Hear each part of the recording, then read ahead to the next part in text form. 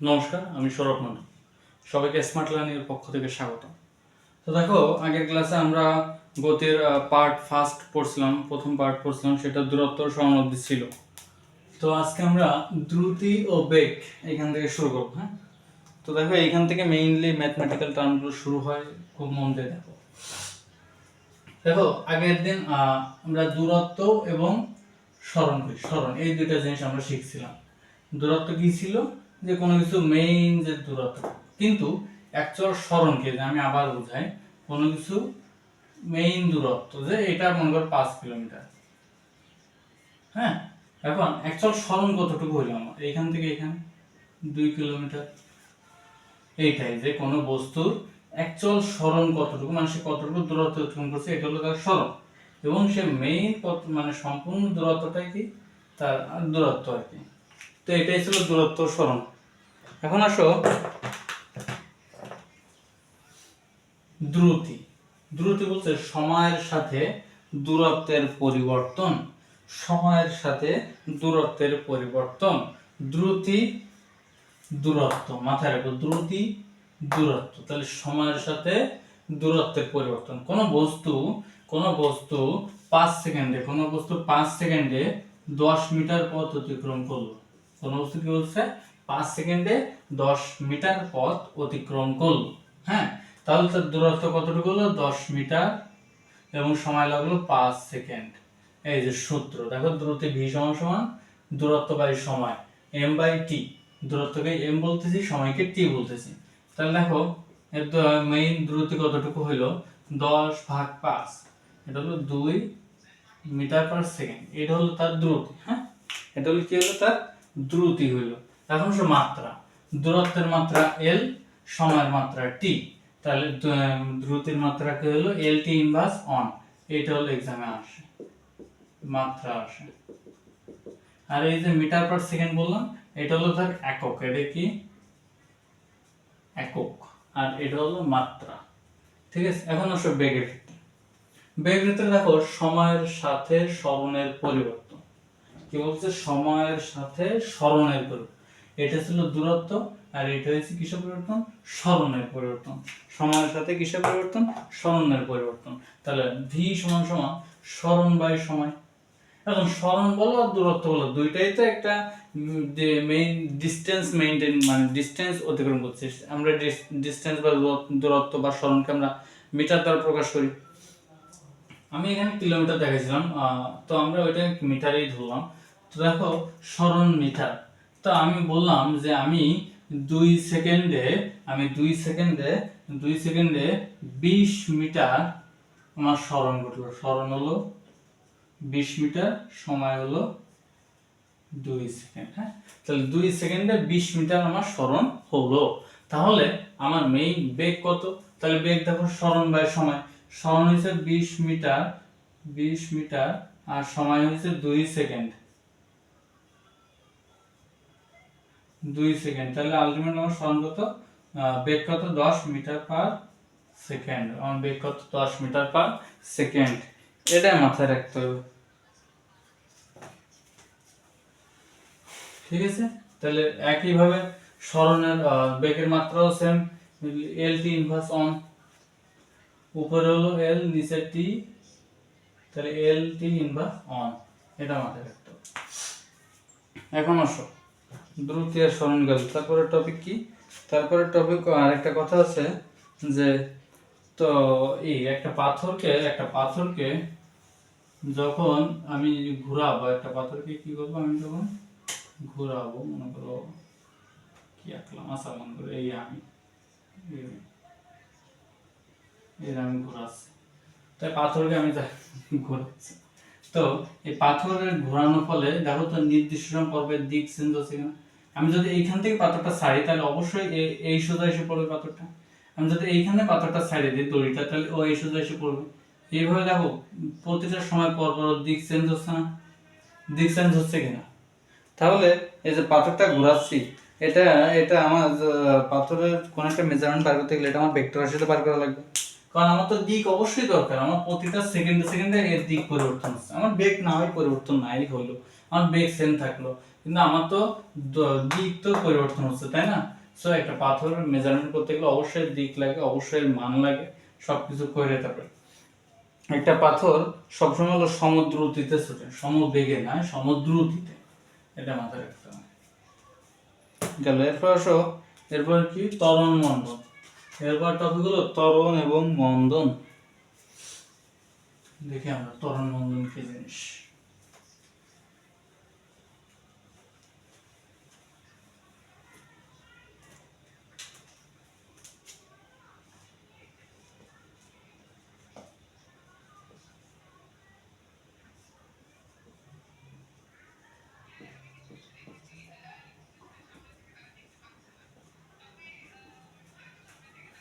ত্বরণ, তাই না? ত্বরণ হচ্ছে, আমরা এই মাত্র বেগ পড়লাম, ত্বরণ হচ্ছে সময়ের সাথে বেগের পরিবর্তনের হার। কি বলছি? সময়ের সাথে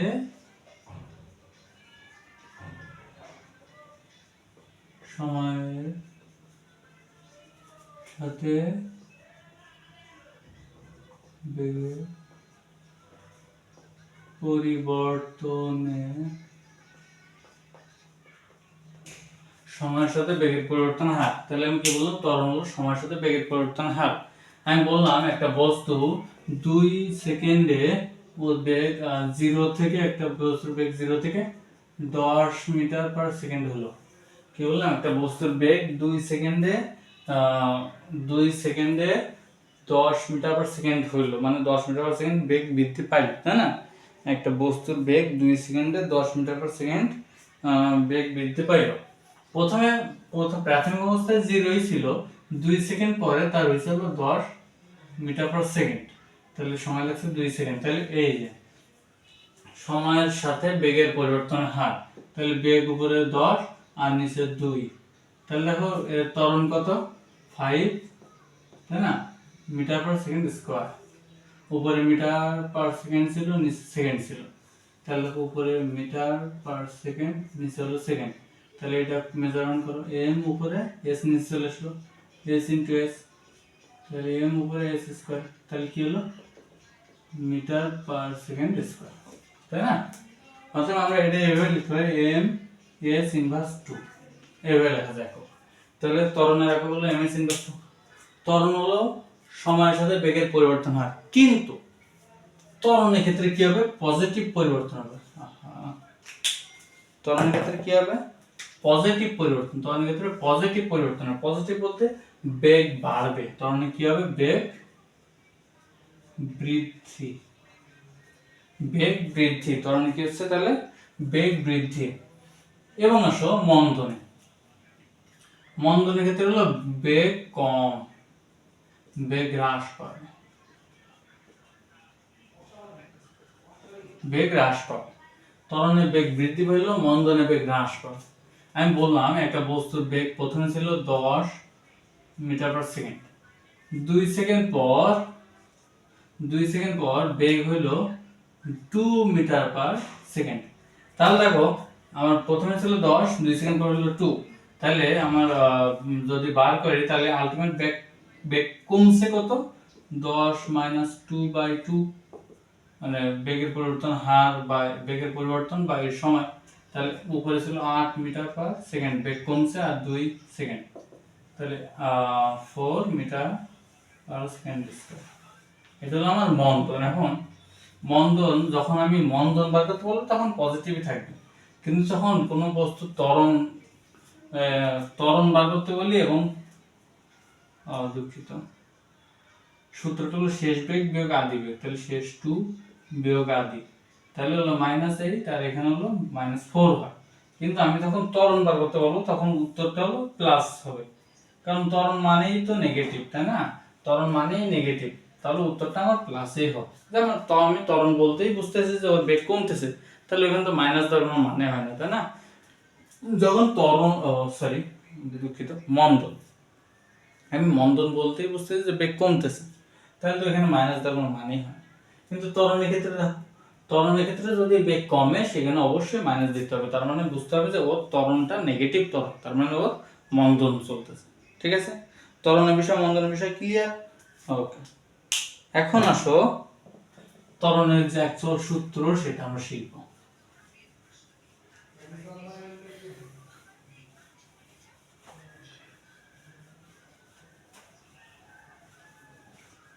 এখন কি শিখবো? ত্বরণের অ্যাকচুয়াল সূত্র।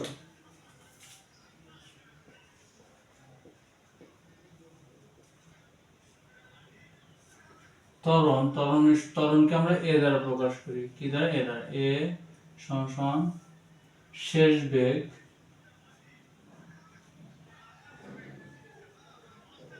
বিয়োগ আদি বেগ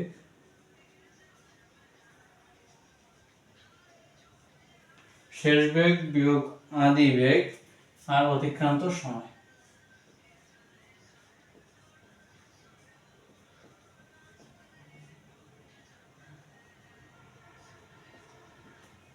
তাহলে কি হলো? শেষ বেগ বা আদি বেগ বাই অতিক্রান্ত সময়, এগুলো ত্বরণ।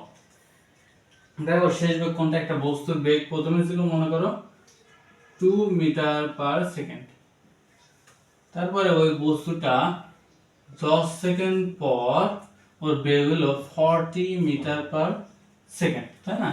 তাহলে শেষ বেগ কোনটাকে বলছে? দেখো ক্লিয়ার হয় এই বিষয়গুলো মাথায় রাখো। শেষ মানে কি? একদম শেষ মুহূর্তে যে বেগটা আমরা পাইছি, একদম শেষে যে বেগটা আমরা পাইছি, এইটা হলো শেষ বেগ। আদি বেগ মানে কি? আগের বেগ, প্রথমে যে বেগটা ছিল এটা হলো আদি বেগ। হ্যাঁ, তাহলে প্রথমে যে বেগটা ছিল ওটা হলো আদি বেগ এবং শেষে যে বেগটা পাইছি ওটা হলো শেষ বেগ। এটা মাথায় রাখবে। অতিক্রান্ত সময় কি? যে 10 সেকেন্ডে তো আছে, তাই না? তো সেটা আমরা একটু সলভ করার চেষ্টা করি। তাহলে দেখো শেষ বেগ কত? শেষ বেগ 40 বিয়োগ আদি বেগ কত? 2, তাই না? আদি বেগ 2 ভাগ কত? 10। এখন আসো উপরে তো মিটার পার সেকেন্ড আর নিচে এর উপরে হলো মিটার পার সেকেন্ড আর নিচে তো সেকেন্ডই। তাহলে বার করি, উপরে থেকে 38 নিচে থেকে 10, 3.8 মিটার পার সেকেন্ড স্কয়ার। হ্যাঁ, 3.8 মিটার পার সেকেন্ড স্কয়ার। এটা হলো কি? আমার ত্বরণ। এটা আমি কি বের করলাম? আমার ত্বরণ। ঠিক আছে, ত্বরণের একক কি? Metre per second square. এটা আমরা এভাবে লিখতে পারি ms ইনভার্স 2। ঠিক আছে, এটা হলো ত্বরণ গেল। এখন আসলে ত্বরণের মাত্রা।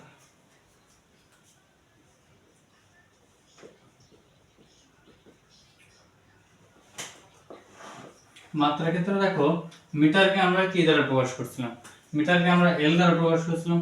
তাহলে উপরে থেকে এল বাই টি আর নিচে সমান এল আর সময় টি আর নিচে থেকে টি, নিচে থেকে টি। তাহলে দেখো এল নিচে টি, এই নিচে আসলে স্কয়ার, তাহলে এল টি ইনভার্স 2। এটা হলো আমার ত্বরণের মাত্রা। ঠিক আছে, মাত্রাগুলো এমসিকিউতে আসে, সো মাত্রাগুলো মাথায় রাখতে হবে খুব সুন্দরভাবে।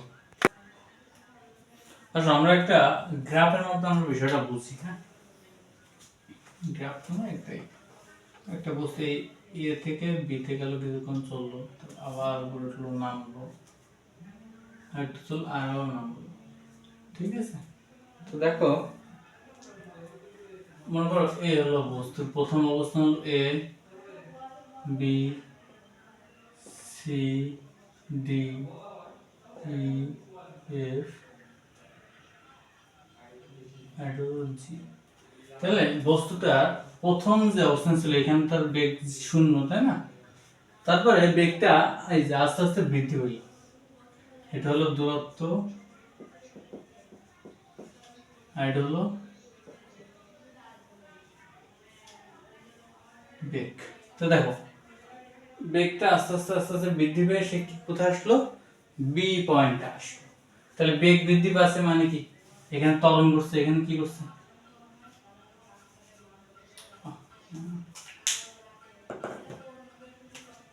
এখানে কি করছে? ত্বরণ। এখন আসো এইখানে কি বেগ বৃদ্ধি পাইছে? না, এখানে বেগটা সেমই আছে। তাহলে এখানে সে তার ত্বরণ 0, কারণ কি? তার বেগ বৃদ্ধি পায়নি, এখানে তো ত্বরণ 0, তাই না? আমি তো জানছি যে ত্বরণ মানে সময়ের সাথে বেগের পরিবর্তন হার। এখানে তো বেগের পরিবর্তন হয়, তার মানে কি? ত্বরণ 0। তাহলে দেখো এখানে আবার বেগ বৃদ্ধি পাইছে, বৃদ্ধি পেয়ে এখানে কি যে ত্বরণ করছে, কি করছে ত্বরণ। কিন্তু পরের মুহূর্তে দেখো ডি থেকে যখন ইতে আসলো তখন বেগ হঠাৎ করে কমে গেছে, এখানে আসলো মন্দন, কারণ এখানে কি বেগ কমছে। আবার ই থেকে এফ এ কি সমবেগে, তারপর এফ থেকে জিতে আবার মন্দন করছে, বুঝছো? তাহলে এই ত্বরণ মন্দনের বিষয়টা ক্লিয়ার। দেখো এই ছাড়া এখানে আর নাই।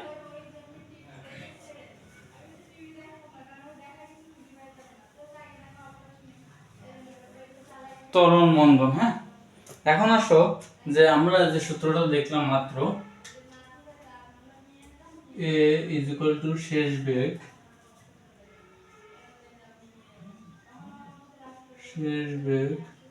বিয়োগ আদি বেগ বাই সময়, তাই না? তাহলে দেখো শেষ বেগকে আমরা বলছি ভি, আদি বেগকে বলছি ইউ। শেষ বেগ কি ভি, আদি বেগ ইউ, আর সময় হলো টি। তাহলে আলটিমেট এ সমান সমান আমার সূত্র আসলো, এ সমান সমান আমার কি সূত্র আসলো দেখো তো, এ সমান সমান আমার সূত্র আসলো V minus you by T. এ সমান সমান কি সূত্র আসলো, V minus you by T. এ সমান সমান সূত্র আসলো V minus you by T. এখন আসো এই সূত্রকে আমরা একটু মিনিমাইজ করি, দেখো তো টি এই সাইডে আসলে ভাগ, এই পাশে আসলে কি হবে, গুণ হবে, তাই না? তাহলে এ টি সমান সমান ভি মাইনাস ইউ। তারপর আসো আমরা ইউ কে এই সাইডে, ইউ এই সাইডে আছে মাইনাস, এ পাশে আছে plus, a t plus u সমান সমান ভি। তাহলে আমার বইতে আরেকটা সূত্র আছে যে ভি সমান সমান ঘুরায় লিখে দিই ইউ প্লাস এ টি, এই সূত্রটা আমার বইতে আছে। তাহলে দেখো আমার যদি ত্বরণ জানা থাকে এবং আমার যদি কি বলে আদি বেগ দেওয়া থাকে, সময় দেওয়া থাকে, তাহলে আমি বেগ বার করতে হচ্ছে, তাহলে আমি কিভাবে শেষ বেগ বার করতে হচ্ছে। কিন্তু আমার শেষ বেগ দেওয়া থাকলে কি আমি আদি বেগ বার করতে পারতেছি, অথবা আমার সময় ত্বরণ যদি দেওয়া থাকে এবং আদি বেগ শেষ বেগ দেওয়া থাকে তাহলে আমি সময় বার করতে পারতেছি, ঠিক আছে?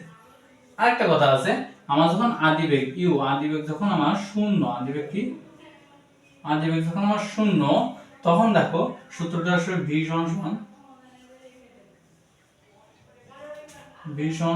এটি। তখন সূত্রটা কি হবে, ভি সমান সমান এটি। আমার যখন আদি বেগ শূন্য, মানে আমি যখন শূন্য বা বেগ থেকে শুরু করতেছি, আমার বেগ যখন আস্তে আস্তে বৃদ্ধি পাচ্ছে, আস্তে আস্তে বৃদ্ধি পাচ্ছে, সেই ক্ষেত্রে আমার সূত্রটা আসবে ভি সমান সমান এটি। তখন তখন এই সূত্র দিয়ে আমি কি ত্বরণ থাকলে আমি কি বেগ বার করে ফেলতে পারতেছি, তাই না?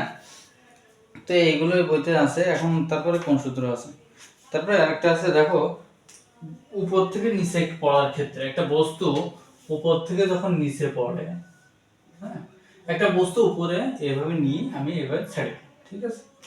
মনে করি এই মার্কারটাকে আমি এখান থেকে এখানে ছেড়ে দিলাম। তো এইখানে থাকতে অবস্থায় কি ছিল, এর বেগ কত ছিল, বেগ কত ছিল, বেগ শূন্য ছিল।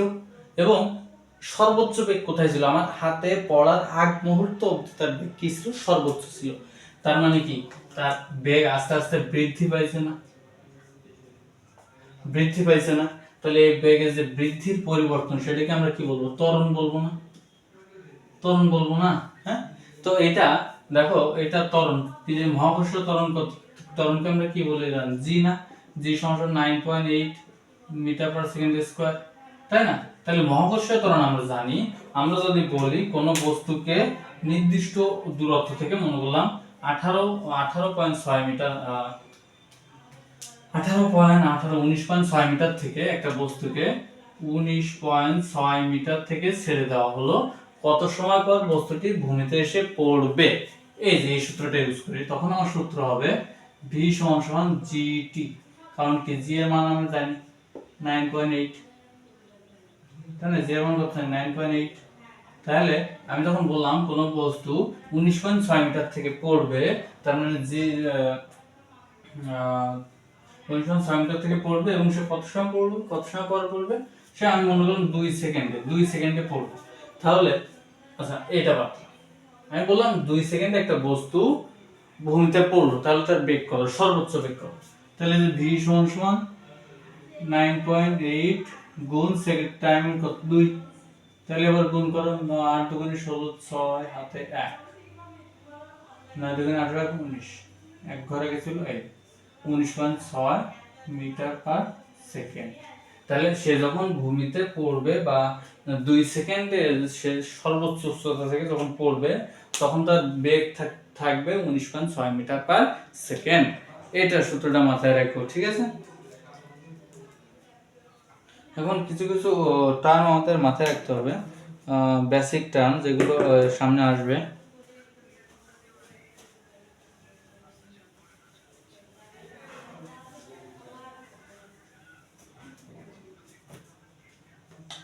আদিবেগ,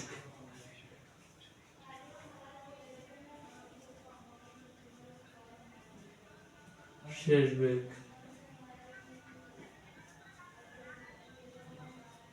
ত্বরণ, দূরত্ব, আদিবেগ, শেষ বেগ, ত্বরণ, দূরত্ব,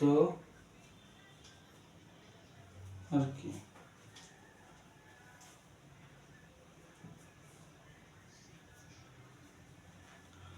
আসল সময়।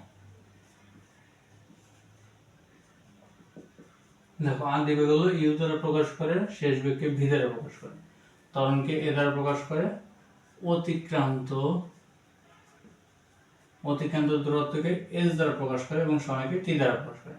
এই পাঁচটা কোনটাকে কি দ্বারা প্রকাশ করে, এই পাঁচটা অবশ্যই মাথায় রাখতে হবে।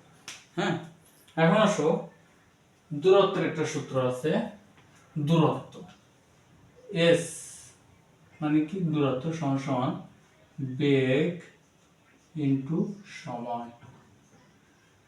এর সমান সমান কি হলো, তাহলে বেগ কি ভি আর সময় হলো টি। এর সমান সমান ভি, তাহলে দূরত্ব বার করতে গেলে আমার বেগ লাগবে এবং কি লাগবে, সময় লাগবে। তাহলে একটা বস্তু যদি নির্দিষ্ট বেগে নির্দিষ্ট সময় চলে তাহলে সে কতটুকু দূরত্ব অতিক্রম করলো সেটা আমরা বার করতে পারবো। মনে করলাম একটা বস্তু 2 মিটার পার সেকেন্ড বেগে 10 সেকেন্ড ধরে চলছে, এই সেম বেগে সে কয় সেকেন্ড চলছে, 10 সেকেন্ড। তাহলে সে কতটুকু দূরত্ব অতিক্রম করলো, দেখো এর সমান সমান ভি কত, ভি হলো 2 আর দূরত্ব হচ্ছে সময় হচ্ছে 10, তাহলে অতিক্রান্ত দূরত্ব দেখো 20 এবং মিটার পার সেকেন্ড ছিল, আর এখানে ছিল এস, দূরত্ব ছিল এস, তাহলে দেখো এই কাটাকাটি গিয়ে কি থাকলো, শুধু দেখো তো মিটার নিচে সেকেন্ড এস, এস কাটা থাকলো শুধু কি মিটার। তাই দূরত্বকে আমরা মিটার দ্বারা প্রকাশ করি, তাই না? দূরত্বকে আমরা কি দ্বারা প্রকাশ করি, মিটার। তো দেখো আজকে এটুকুই থাকবে, আগামীকাল থেকে আমরা আরো কিছু সূত্র আছে সেগুলো নিয়ে আলোচনা করবো। হ্যাঁ, আর বাদ বাকি যে সূত্রগুলো আছে সেগুলো খুব সহজ। আসলে এই চ্যাপ্টারটা আসলেই সহজ, শুধু সূত্রগুলো মাথায় রাখতে হয়, মেইনলি দেখতে হয় যে তোমার অঙ্কে কোন কোন মেজারমেন্ট দেওয়া, ওই মেজারমেন্টগুলো দিয়ে তুমি কি কি বার করতে পারছো, মানে তোমার মেইন দেখতে হবে যে আমার কি কি মান দেওয়া, তারপর আমার দেখতে হবে প্রশ্নে আমার কি চাইছে, তারপর তুমি ভাববা আচ্ছা এই মান দেওয়া আছে, এই চাইছে, তাহলে আমি যদি এইভাবে আগাই তাহলে আমার একটা নির্দিষ্ট মানে আসছে, ঠিক আছে? আলটিমেট এইভাবে বিষয়গুলো করতে হবে, আর এগুলো খুব সহজ, এইগুলো বেসিক টার্মগুলো মাথায় থাকলে এমনি অঙ্কগুলো হয়ে যাবে। তো আজকে এই পর্যন্তই, সবাই ভালো থাকবে।